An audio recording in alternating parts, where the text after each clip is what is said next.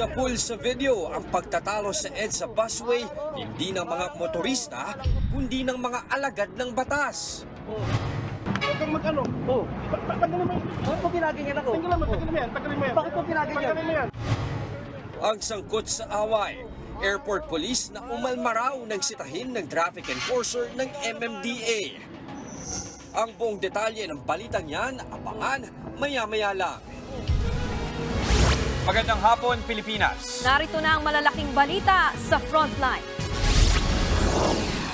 Barangay Hall sa May Kawayan, Bulacan, pinaulanan ng bala. 3 ang patay, kabilang ang isang tanod na senior citizen. Lalaking sangkot umano sa sextortion na bitag ng mga pulis sa Quezon City. Patay sa baha at landslide sa Davao Region, umakyat na sa 15. Pagsakay sa chopper ni Pangulong Bongbong Marcos papunta sa Coldplay concert sa Bulacan, pinutakti ng batikos. Presidential Security Group, dumepensa. Pamilya Ople, umalma sa pagpapalit ng pangalan ng Blas F. Ople Building sa EDSA Ortigas. Department of Migrant Workers nagpaliwanag. At mahigit 1 milyong deboto nakisaya sa Sinulog Grand Parade.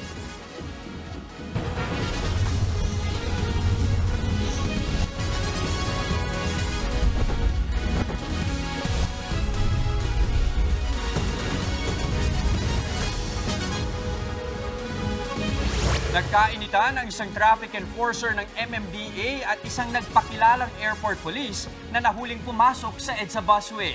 Ang kanilang pagtatalo sa pool sa video. Nasa frontline ng balitang yan si Brian Basa. Huwag kang mag-ano. Oh, Tanggalin mo yan. bakit mo pinaganyan ako? Tanggalin mo yan. Tanggalin mo yan. Bakit mo pinaganyan? Tanggalin mo yan. Ilang beses hinawi ng lalaking yan na nagpakilalang airport police ang cellphone ng MMDA enforcer na kumuha ng video sa EDSA busway sa Guadalupe nitong Sabado. Tanggalin mo yan. Oh, pinaganyan mo ako. Oh, bakit mo pinaganyan? Bakit mo pinaganyan? At ginagabi cellphone ko. Hindi naman nagpatinag ang MMDA enforcer na tuloy sa pag-video sa galit na umunoy airport police. May isang lalaking sinubukang mamagitan. Tawagin ko eh. Tawagin mo na. Tawagan. Oh, ayun oh. Oh, Pangalan mo. oh, pangalan ko. Pangalan ko, nandun ko pangalan ko. Oh, ikaw ano pangalan mo? Ang komprontasyon na yan nag-ugat ng hulihin ng MMDA enforcer ang nagpakilalang airport police nang pumasok ang sasakyan nila sa EDSA busway. Ayaw raw ng umunoy airport police na ibigay ang kanyang lisensya. Giit pa raw ng hinuli.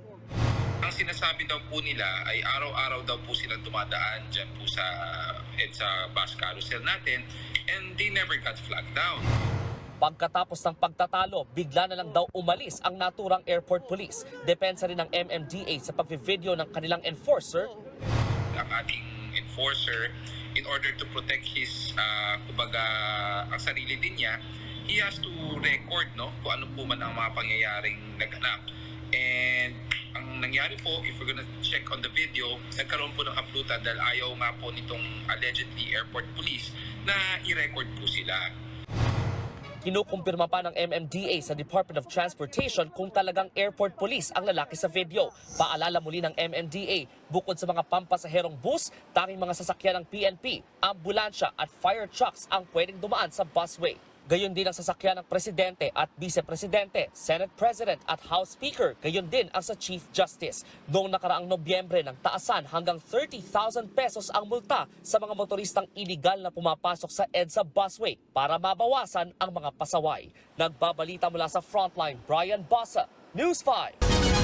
Pinaulanan ng bala ang isang barangay hall sa May Kawayan, Bulacan. 3 ang patay, kabilang ang 2 sospek at isang tanod na senior citizen. Nasa frontline ng balitang yan, si Ian Suyu. Nakabulagta at wala ng buhay ang 2 lalaking ito sa harap ng barangay hall sa Bahay Pare sa May Kawayan, Bulacan. Nakaengkwentro umano ng mga pulis sa mga suspect matapos paulanan ng bala ang tanggapan ng barangay. Ayon sa isang tanod na nakakita sa pangyayari, sakay ng motorsiklo ang 2 lalaki nang bigla na lang nilang paputukan ng barangay hall. Noong dumating sila, pagbaba ng motor, Bigla na lang na bumunot ng baril. Sinabi nila sa amin, dapa, dapa, dapa. Hanggang sa nila nagpaputok ng paputok. Mga 3 minutes siguro. Tiyempo namang may mga nagpapatrolyang pulis malapit sa lugar, kaya nauwi ito sa engkwentro. Meron kami nasa lubong na motorsiklo at sinabi niya na mayroong putukan doon mismo sa barangay Bahay Pare. Pagdating doon, nakita namin na yung isang gunman palabas ng barangay at pinuputukan pa yung barangay hall. So nung paalis na sila, nakita na kami, agad pinutukan din kami. So gumanti na kami ng putok. Dead on the spot ang dalawang suspect. Nakilala ang isa sa kanila na si Jerome Ballares, taga Caloocan. Na-recover sa crime scene ang 2 kalibre 45 baril at mga magasin na may bala. Ayon sa salaysay ng mga nakakita dito sa pangyayari, bandang alas 7 pasado ng gabi nangyari ang insidente kung saan 2 gunman ang pinagbabaril ang harap nitong barangay hall kung saan pinuntirya nila ang Peace and Order Office pati ang ibang mga opisina sa ikalawang palapag. Sa gitna ng putukan, tinamaan ng isang tanod na 65 taong gulang at isang bystander. Agad dinala sa ospital ang tanod pero idineklara rin itong dead on arrival. Mga 16 sir na basyo sir ng bala sir yung na-recover doon sa crime scene. Based doon sir sa witness sir na nakakita, nag-change mags po yung isang suspect po sir. Ikinagulat naman ng kapitan ng barangay ang nangyaring panggugulo sa kanilang lugar. Sa ngayon, wala akong maisip kasi wala naman akong inergabyado rito. Lahat naman pinapakisamahan ko. Kaya wala akong maisip kung bakit nangyari itong insidente na to. Patuloy namang inaalam ng May Kawayan Police ang motibo sa pamamaril at pagkakakilanlan ng isa pang suspect. Nagbabalita mula sa frontline, Ian Suyu, News 5. Arestado ang isang lalaki dahil sa pangingikil sa kapwa lalaki na nakilala niya online. Nagbanta raw ang suspect na ikakalat ang sex video nila kung hindi magbibigay ng pera. Nasa frontline ng balitang yan si Faith Del Mundo. Hindi na nakapalag ang lalaking ito nang makorner sa entrapment operation ng mga nakasibilyang pulis sa barangay Bago Bantay, Quezon City kahapon. Agad siyang isinakay sa police mobile ng Quezon City Police District Anti-Cybercrime Group. Nakilala siyang si Patrick Bautista, 20 taong gulang. Inireklamo siya ng paninikil kapalit ng hindi pagpapakalat ng maselang video ng biktimang lalaki. Ayon sa 35 taong gulang na biktima, Disyembre nang i-add niya si Bautista sa Facebook. Matapos ang ilang araw na pag-chat, nagkasundo raw silang dalawa na magkita sa isang hotel sa Muñoz, Quezon City para sa one-night stand. Doon daw napansin ng biktima na gumamit ng ibang picture ang suspect sa Facebook. Natuloy daw ang napag-usapan nilang pagtatalik, kapalit ng 1,200 pesos na bayad sa suspect. Pero napansin daw niyang binivideohan siya ng suspect. Without my consent, definitely po. I was actually asking, what are you doing? I'm just watching. Pero yung pala kinukuha na niya na ako ng video using his phone. After siguro po mga ilang oras, mga bandang 2 a.m. na po, nagte-text na po na siya sa akin. Ang sinasabi po niya is, kilala mo to. He sent the screenshot of my sex video. And then sinasabi niya, kailangan ko ng pera. Nagbanta raw si Bautista na ikakalat ang sex video kung hindi magbibigay ng pera ang biktima. Umabot na raw sa 35,000 pesos ang kabuuang perang naibigay ng biktima, pero patuloy pa rin sa pagbabanta ang suspect. I tried to control the situation by giving in to what they want, by slowly giving money. Pero hanggang sa lumaki po ng lumaki at saka hindi na siya talaga tumigil. Emotional, mental stress ang dinulot niya po talaga sa akin.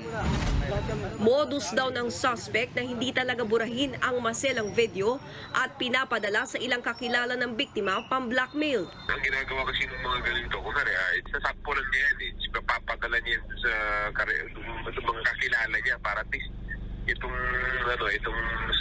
biktima natin ay matakot na talagang magbibigay ng pera. Kasong robbery extortion at paglaban sa cybercrime law ang haharapin ng suspect. Nagbabalita mula sa Frontline, Faith Del Mundo, News 5. Inulan ng batikos ang paggamit ni Pangulong Bongbong Marcos ng presidential chopper nang magpunta siya sa isang concert. Pero depensa ng Presidential Security Command, kinailangang sumakay sa chopper ng Pangulo para sa kanyang seguridad. Nasa frontline ng balitang yan, si Maricel Halili. Viral ang video na ito sa social media kung saan nakunan ang paglapag ng presidential chopper sa Bulacan nitong Biyernes ng gabi. Makikita rin ang pagbaba ng ilang tao na sabi ng mga netizen ay kasama si Pangulong Bongbong Marcos. Agad namang kinumpirma ng Malacanang na nanood nga ang Pangulo ng concert ng British rock band na Coldplay sa Philippine Arena noong gabing yun. Na-videohan pa nga siya sa loob ng arena. Ang pagsakay ng Pangulo sa chopper para makapunta sa concert, inulan ng batikos. Sabi ng isang netizen, konting hiya naman daw. Personal na lakad pero ang gamit ay government resources. Say naman ng isa, sana all naka-helicopter para manood ng concert. Hindi naman naiwasang mainis ng isang netizen dahil habang tinitiis daw ng ibang fans ang traffic papuntang arena, ang Pangulo sumakay sa helicopter na pinondohan ng taxpayers. Kamakailan lang nang mapaulat na number 1 ang Metro Manila sa pinakamalalang metro traffic sa buong mundo base sa TomTom Traffic Index. Dinipensahan naman ng Presidential Security Command ang Pangulo. Anila, nasa 40,000 ang pumunta sa unang gabi ng concert ng Coldplay, kaya ang lalaraw ng traffic sa NLEX. Ayon sa commander ng Presidential Security Command na si Major General Nelson Morales, ang sitwasyon ng traffic nung araw na yun ay banta raw sa seguridad ng Pangulo. Kaya nagdesisyon daw ang Presidential Security Group na gamitin ang presidential chopper. Para raw yan matiyak na ligtas ang Pangulo. May ilang netizens din na dinipensahan si PBBM. Dapat lang daw protektahan ang Pangulo at all times. Karapatan din daw ng presidente na mabigyan ng pinakamainam na seguridad at karapatan din daw niyang maaliw at sumaya. Say pa ng isang netizen, normal lang naman daw ang paggamit ng chopper ng Pangulo. Kahit nga raw sa Amerika, ginagawa yan. Pero para sa grupong Bagong Alyansang Makabayan, insensitive ang ginawa ni Pangulong Marcos. Parang walang pakialam doon sa nararanasan ng ordinaryong commuters, walang pakialam doon sa mga masi-face out ng mga jeepney drivers. Napaka-privileged nung tingin niya sa sarili bilang Pangulo. I think kinagagalit ng marami that we have a mass transport crisis.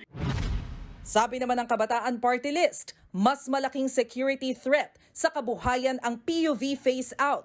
100,000 trabaho nga raw ang maaapektuhan nito habang ang Pangulo na nag-utos nito naka-chopper lang papuntang concert. Wala pang pahayag ang palasyo tungkol dito.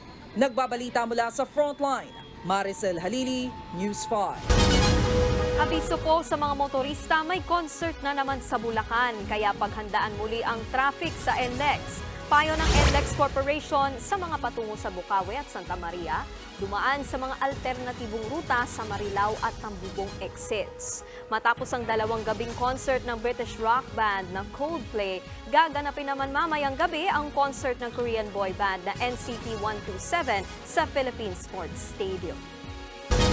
Susunod sa Frontline Special Report, mga benepisyo at hamon sa PUV Modernization Program, himayin natin.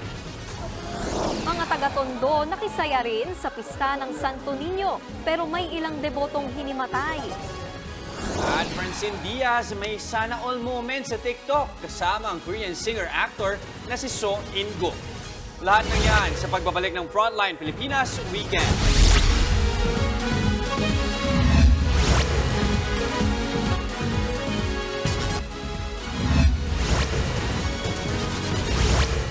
Hirap pa rin makasabay ang ilang tsuper sa pag-andar ng PUV modernization. Pero ang ilang driver na sumali na sa kooperatiba, tinatamasa na raw ngayon ang mga benepisyo ng programa. Narito ang aking special report. Sa 3 dekada niya bilang tsuper, ngayon lang daw nagkaroon ng mga benepisyo si Mang Tiburcio, gaya ng SSS, PhilHealth at Pag-ibig. Yung nagpagumbisi sa akin, pagiging medyo may edad na rin. Kasi doon sa sa mga jeep na luma, wala kang benepisyo ron. Dito kompleto kami. Ang mga driver kasi ng kanilang kooperatiba sa Fairview, tiyak ang arawang kita na 650 pesos. Bukod pa sa 600 pesos na allowance at bonus kung makarami man ng sakay. mas malaki sa kita niyang 800 noon sa tradisyonal na jeep. Disiplinado kami. Yung pag-pick up ng pasahero, pagbaba ng pasahero. Andito tayo ngayon sa loob ng isang modern jeep. Kita nyo naman, meron ng CCTV.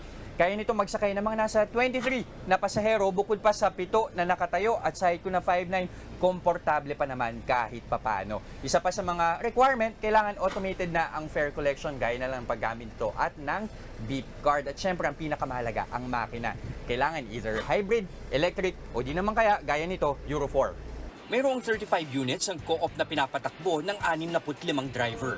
Lahat ng yan, namomonitor ang galaw via GPS. So mula Fairview hanggang dito sa Buendia. Yeah. Okay, ang haba din pala ng ruta nyo. Medyo mahaba-haba. Pero at least meron kayong 35 units 35 na units bumabiyahe. na bumabiyahe. So ang isang sasakyan nakakailang ikot? 4. Obligado Apat na ikot. silang 4 na ikot araw-araw. Ang isang driver? Lahat po sila, yeah. Ang bawat jeep, binabayaran pa rin ng co-op ng di bababa sa 35,000 pesos kada buwan. Pero bida ng chairman na si Ferdy, nagneneto pa rin daw sila ng 6 digits monthly. Magdadagdag pa nga raw sila ng higit 20 units ngayong taon.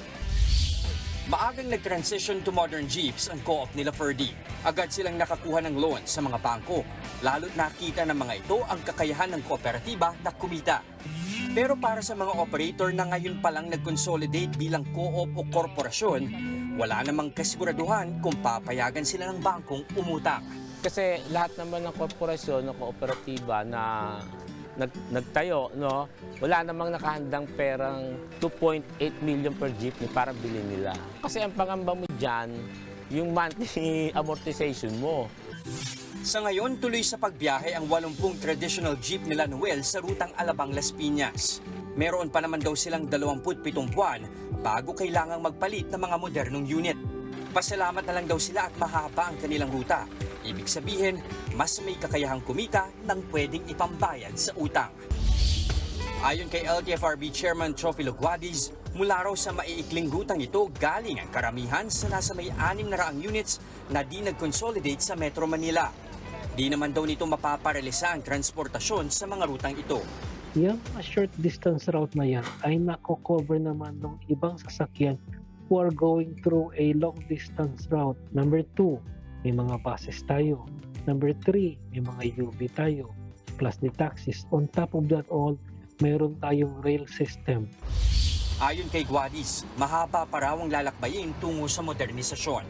Kung tutuusin, baka nga raw abutin pa ng 3 taon bago kailangang talagang magpalit ng mga jeep. Sa panahong yan, ang tanging hangad ng mga driver at operator, sapat na impormasyon at suporta para lahat daw ay kuminhawa ang biyahe. Abangan ang ikalawang bahagi ng aking special report sa PUV Modernization Program sa susunod na linggo. Umakyat na sa 15 ang patay sa mga landslide sa Davao Region. Ayon sa Office of Civil Defense, 11 dyan ay mula sa bayan ng Moncayo sa Davao de Oro. 2 naman ang patay sa Davao City, 1 mula sa Marasugan, Davao de Oro at 1 rin sa Don Marcelino, Davao Occidental. Mahigit 100,000 pamilya naman ang apektado. Nagdeklara na ng state of calamity ang probinsya ng Davao del Norte.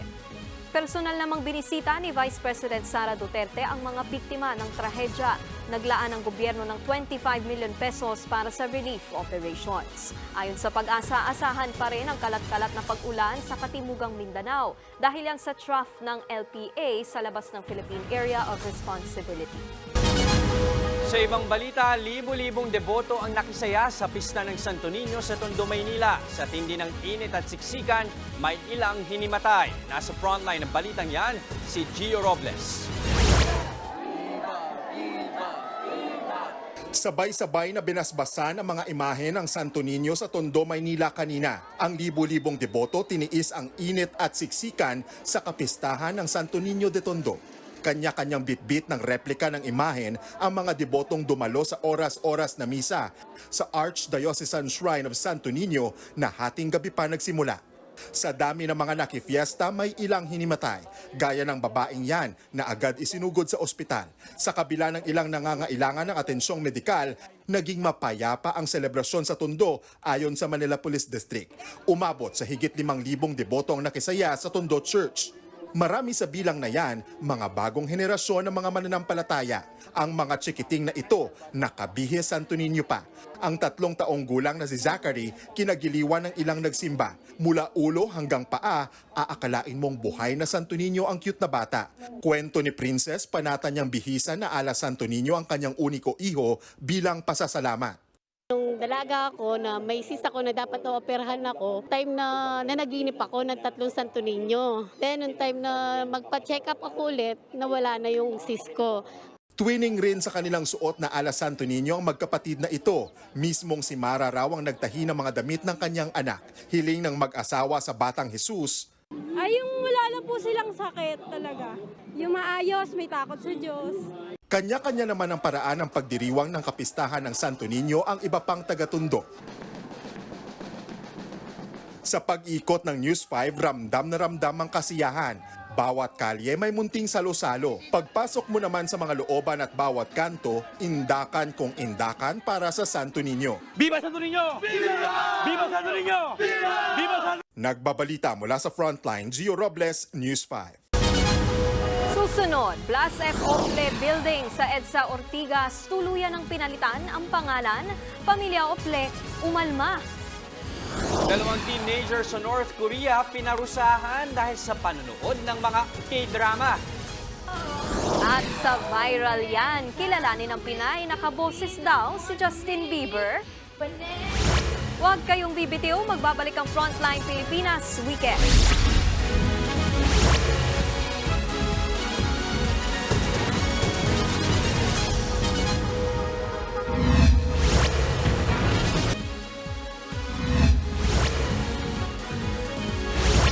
Nakisaya ang mga dayuhang turista sa Sinulog Festival Grand Ritual Showdown sa Cebu. Live mula sa Cebu, nasa frontline ng balitang yan si John Aroa. John, ano ng mga event dyan? Niki, nagpasiklaban sa dance floor ang mga kalahok ng Sinulog Grand Ritual Showdown na bahagi ng Sinulog Festival. Ang mapapanalunan kasi nilang grand prize ay tumataginting na 3 milyong piso. World-class na performance ang ipinamalas ng mga lumahok sa Sinulog Grand Ritual Showdown sa Cebu.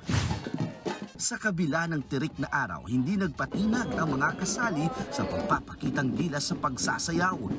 Bawat galaw, bawat indak, inaalay nila kay Senior Santo Niño.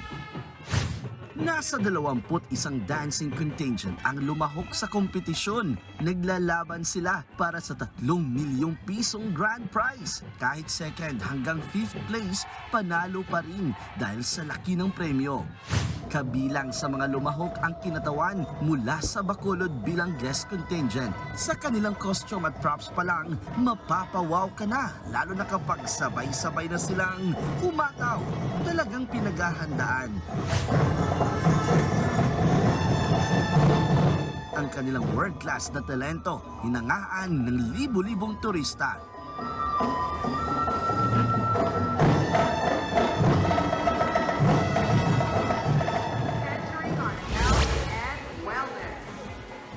Bukod sa mga government foreigner, ay marami din tayo nakita mga government official tulad nila ni Senator Bongo, Senator Bong Revilla at Senator Bato de la Rosa at Senator Risa Hontiveros.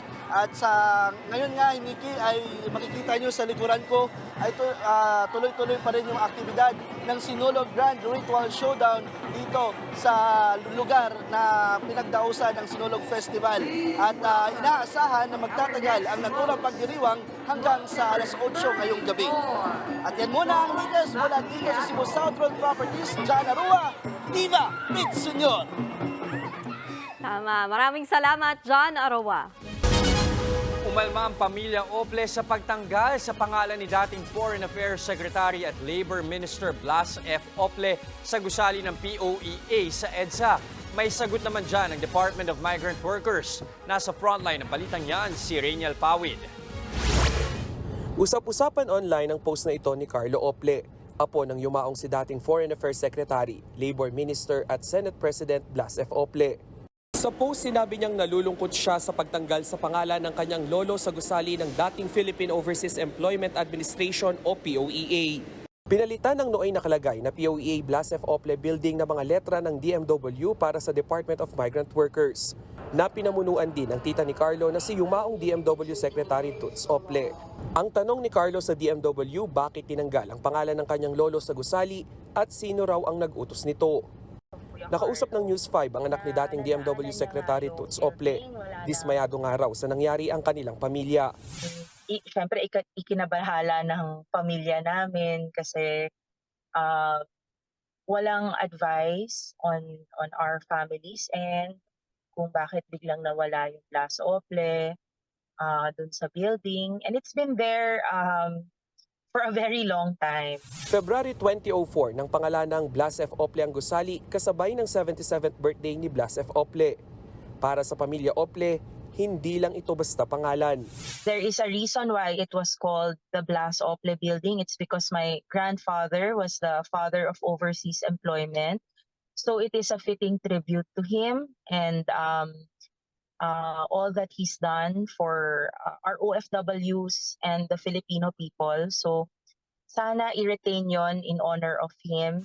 Agad namang humingi ng paumanhin si DMW Officer in Charge Hans Kakdak sa hindi agad pag-aabiso sa pamilya Ople sa pag-aalis ng pangalan. Hindi pa naman daw tapos ang paglalagay ng logo sa DMW building. We'll spell out the Department of Migrant Workers complete, and that's another reason why hindi pa kinakabit yung Blas F. Ople. But rest assured, may marker dun sa elevator eh. Nagbabalita mula sa frontline, Rainiel Pawid, News 5. Posible raw mauwi sa constitutional crisis ang isinusulong na People's Initiative para sa pag-amyenda sa Saligang Batas o Charter Change. Ayon kay dating Supreme Court Senior Associate Justice Antonio Carpio, kapag natuloy ang tsa-tsa, mababaliwala ang Senado at mawawala ng checks and balances ang pamahalaan. Dagdag pa ni Carpio, wala mang batas na makapagpapapigil sa People's Initiative, pwede pa rin anya itong ipahinto sa Korte Suprema. Bukas na sisimula ng Senado ang pagtatalakay sa Charter Change. The check and balance in the present Constitution will be disregarded. That's a crisis. Constitutional crisis yan eh. Bakit tinabi mo yung you disregarded the Senate when there is supposed to be a check and balance?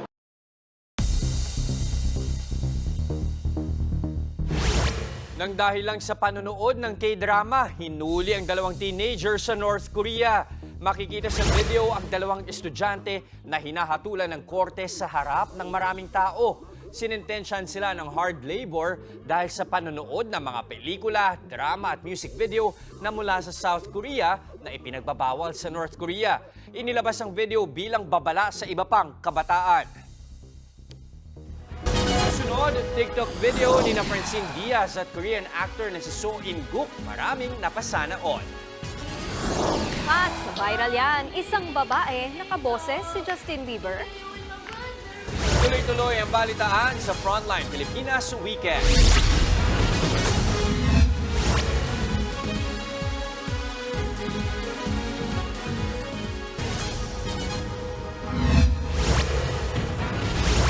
Tuloy-tuloy pa rin ang makulay na selebrasyon ng Sinulog Festival sa Cebu City. Viva Pit Senyor! Makisaya tayo live kasama si Laila Pangilinan. O Laila, kumusta na ang pagdiriwang dyan ng mga kapatid nating Cebuano? May boses ka pa ba? Viva Pit Senyor! Meron pa, Jester!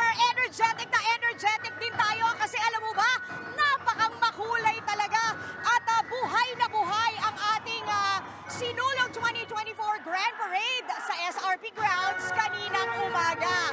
Ang mga floats na naggagandahan, 50 yan, 50 floats ang bumida at may kanya-kanyang imahe ng Santo Niño. Hindi lang yan, yung ibang floats, Jester, alam mo, meron pang sakay-sakay ng mga artista at yung iba naman ay mga opisyal ng gobyerno. Wala pa man sa stage, nagpakitang gilas na ang mga energetic na kasali sa parada. Happy naman ang crowd sa good vibes na hatid ng guest contingent mula sa City of Smiles, ang Bacolod City, kung saan ipinamalas nila sa parada ang kanilang Mascara Festival. Ang newbie contingent naman na taga Dinagat Island, sole entry ng Mindanao. I think it's high time also for the world to know that there is Dinagat Island Yeah, outside province.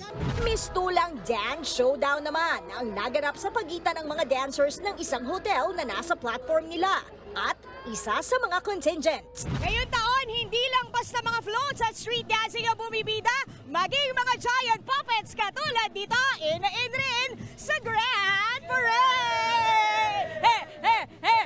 12 higantes ang kasali sa parada. May higantes na itsurang babae na gawa sa mga makukulay na basahang bilog. Napuno rin ng mga naglalakihan at makukulay na floats ang mga kalsada sa lungsod. Naglalaro sa 35 to 38 degrees Celsius ang init sa Cebu City ngayong araw. Hindi tuloy maiwasan na may mahilo, gaya na lang ng lalaking ito na naabutan pa naming isinugod sa ospital dahil muntik nang mahimatay sa init. Kahit mainit, enjoy naman ang lahat. First time man o balik bayan. We're having a great time. We've been here since the beginning of January. Yeah. But we've been in Cebu for only one day. We're familiar with Santo Niño. We're Catholic, so we have Santo Niño in our homes as well. Panata po talaga namin ganito. Wala po kaming okay lang po kahit sobrang init. Worth it naman po.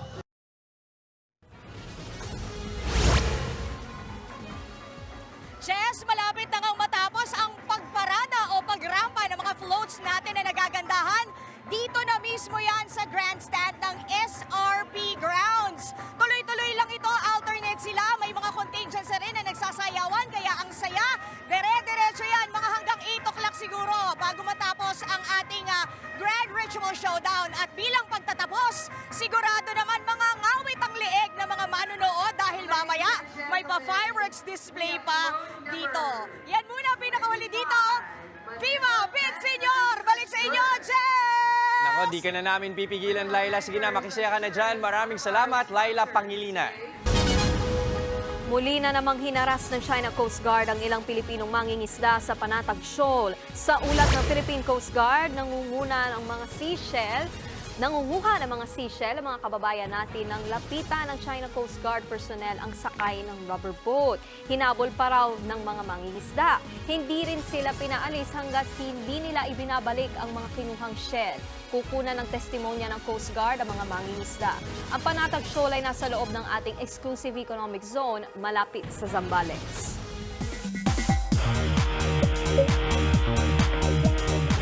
Maraming fans ang napasana all sa TikTok dance video ni Francine Diaz at Korean actor, singer-songwriter na si So In-guk.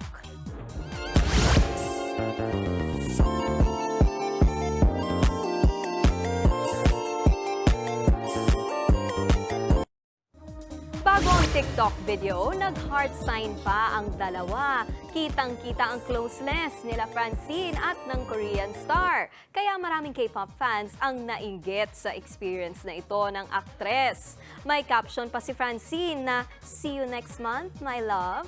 Hinala tuloy ng netizens, mukhang may collab daw ang dalawa.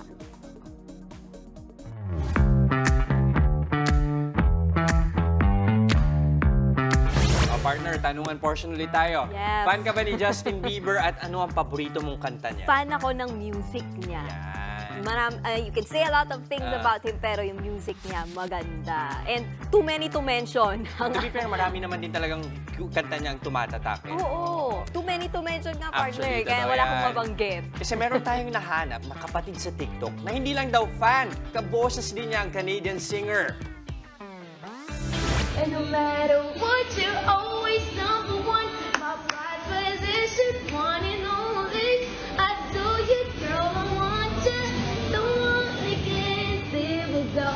That's you, you're my special little lady. The one that makes me crazy. Yan ang believer na si Maris Cabral sa isang restaurant sa Tagaytay. Hobby niya raw ang kumanta. May 3.6 million likes na ang kanyang video sa TikTok. Makakadagdag pa siya ng benta. Oo, Kung ganyan nga rin naman yung talent mo. Actually, nung narinig ko na, bumalik ako sa grade school days ko. Oo, pag sa kabataan ni Justin Bieber. At yan ang mga balita mula sa frontline ng Pilipinas ngayong weekend. Mga balita at impormasyon para sa may alam at may pakialam. Ako po si Nikki De Guzman. Kami ang inyong mga kasangga sa pagbabalita. Ako naman si Jess De Los Santos. Magandang gabi, Pilipinas.